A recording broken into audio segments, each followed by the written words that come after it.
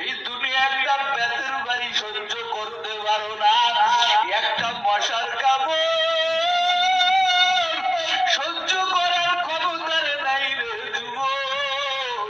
বল বল কি নিয়ে কবরে যাবি, কবরের আযাব কেমনে সইবি?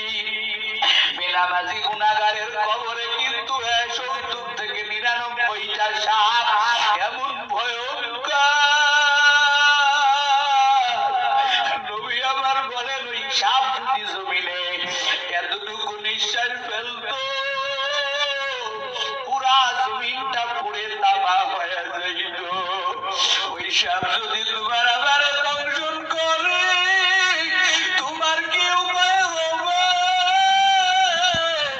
আমার কি উপায় হবে রে আল্লাহর বান্দারা? এই ময়দান থেকে তওবা করো। কবে জানি তোমার আমার তারে ওই মসজিদের চারপায়া এলাকা যেই সফরে তুমিও যাবো আমিও যাব। আজকে তো তোমার কান্দে মানুষ ওঠে, তোমার কান্দে তোমার ভাই